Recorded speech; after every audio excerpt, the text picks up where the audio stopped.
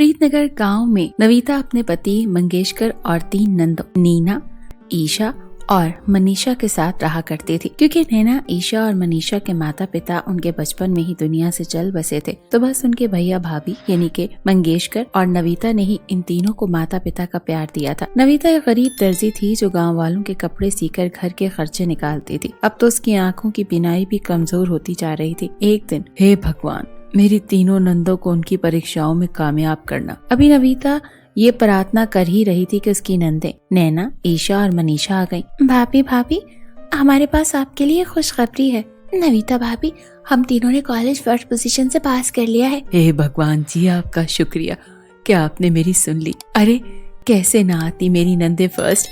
आखिर तीनों की तीनों होनहार हैं, मेहनत से पढ़ाई करती हैं। मगर देखो ना, तुम्हारी गरीब दर्जी भाभी के पास इतने पैसे भी नहीं कि तुम तीनों का इस खुशी के मौके पर मुंह ही मीठा करा सके। अरे क्या नविता भाभी, आप भी ना ऐसे ना कहें।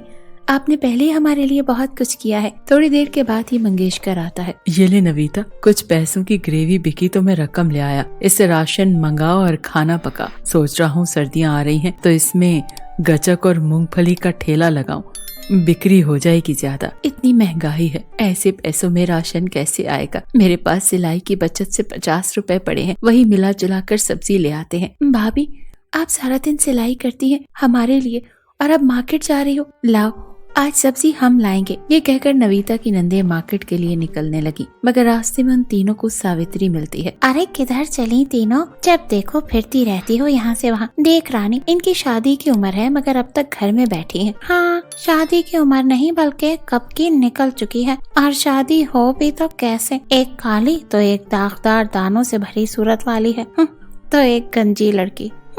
वो तीनों घर जाकर सारी बात अपनी गरीब दर्जी भाभी को बताकर खूब रोती है और फिर सारी रात दरवाजे की दहलीज पर सर पकड़ी नविता सोचती रहती है कि कैसे ईशा, मनीषा और नैना की शादी करवाए। मगर वो परेशान थी कि भला उसकी नंदों को उनके ऐबों समेत कौन कबूल करेगा। फिर एक दिन इसी सोच में उसने रानी का ब्लाउज भी बिगड़ गया और फिर, तुमने मेरी इतनी अच्छी साड़ी का ब्लाउज बर्बाद कर दिया। जानती हो इसकी कीमत? गलती मेरी ही थी जब मैंने तुम जैसी 2 कौड़ी की गरीब दर्जन को अपना ब्रांडेड ब्लाउज दिया सीने को।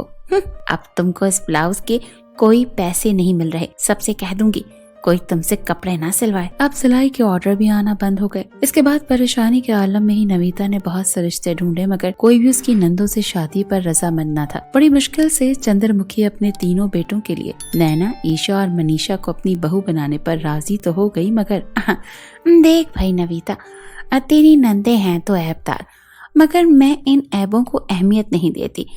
मगर तुझे पूरे 10 लाख और 2 तोला सोना जहेज में देना ही देना होगा। अगर तू मानती है तो ठीक है, आकर मुंह मीठा कर दे। नविता ने 10 लाख और सोना देने की ठान तो ली, मगर वो खुद नहीं जानती थी कि इन पैसों और सोने का बंदोबस्त कहाँ से होगा। बस एक दिन, दे दो कुछ खाने को, दे दो भूखी हूँ, सुबह से दिया करो खाने को। अरे अम्मा, ये खाना खा लो।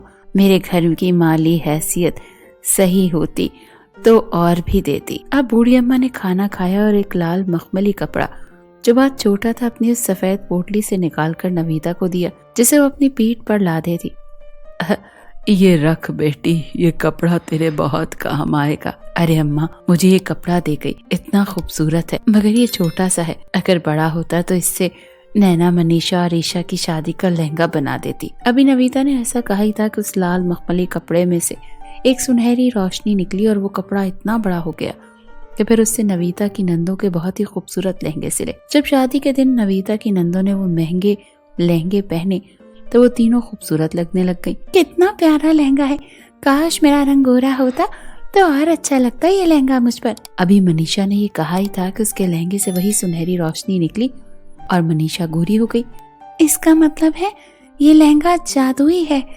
तो ए जादुई लहंगे, मेरे सर पर काले घने और लंबे स्याह बाल आ जाएं। अब ये कहना ही था कि जादुई लहंगे से एक गोल्डन लाइट निकली और लहंगा जादू दिखाकर नैना के सर पर घने लंबे और काले बाल ले आया। है मैजिक, मैजिक, वारे मैजिक। देखो, इस मैजिकल लहंगे ने मेरा गंजपन दूर कर दिखाया। बस अब मेरी बारी है। मेरी भी तो शादी है ना, मुझे भी सुंदरता की मूर्ति जैसा दिखना है। तो ए जादुई लहंगे, मेरे चेहरे से ये दाग धब्बे और दाने सबके सब साफ हो जाएं। और देखते ही देखते ईशा के फेस पर मौजूद सब दाने साफ हो गए। ए जादुई शक्तिशाली लहंगे, जल्दी से 10 लाख और सोने का इंतजाम कर दे। खाने का बंदोबस्त तो भाभी ने कर ही लिया है। इन सारे घर भर में सुनहरी रोशनी छा गई और वहां 10 लाख की रकम और 2 तोला सोना आ गया। वो गरीब दर्जी भाभी अपनी नंदों को मंडप पर ले जाने लगी तो वहां एक गरीब आदमी आया जिसे एलर्जिक थी और उसके जिस्म पर मक्खियां भिनभिना रही थी। कोई है जो मेरी मदद करो, कोई है? सुनो बेटी, मेरी मदद करो, मुझे कोई दवाई दे दो ताकि ये एलर्जी दूर हो जाए। बहुत गरीब हूँ, खुद दवाई खरीद नहीं सकता। अंकल जी, आप कितनी हैसियत में हैं, मैं कोशिश करती हूँ कि आपकी मदद कर सकूं। शादी में मौजूद कुक, हलवाई और सारे मेहमान उस गरीब आदमी को देखकर डर गए। उसके जिस्म पर जो मक्खियां भिनभिना रही थी वो कहीं उनके जिस्म पर बैठी तो उनको भी एलर्जी न हो जाए। यही सोचकर सारे मेहमान वहां शादी से भाग निकले, सिवाय नवीता, नैना, ईशा और मनीषा के ससुरालियों के। बेचारे अंकल कितनी हैसियत और तकलीफ में हैं, काश कि इनकी एलर्जी ठीक हो जाए। बस यही हुआ, जादुई लहंगे से रोशनी निकली और उस गरीब आदमी पर जा पड़ी और वो बिल्कुल ठीक ठाक और सेहतमंद हो गया। खुश रहो बेटी, धन्य हो, धन्य हो। आज तुम्हारी तरह मेरी बेटी की भी शादी है, मगर गरीब हूँ इसीलिए तुम्हारे जैसा शानदार लहंगा नहीं बना सका।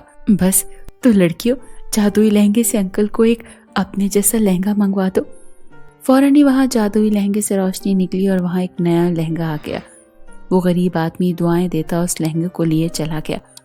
भाभी, ससुरालियों का खाना तो बना नहीं ना ही मिठाई, अब क्या करेंगे हम?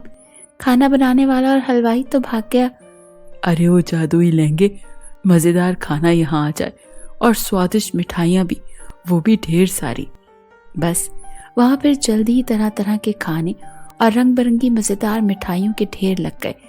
अब वो गरीब दर्जी भाभी अपनी तीनों नंदों को साथ लिए मंडप पर गई और अपनी नंदों की शादी करवा दी।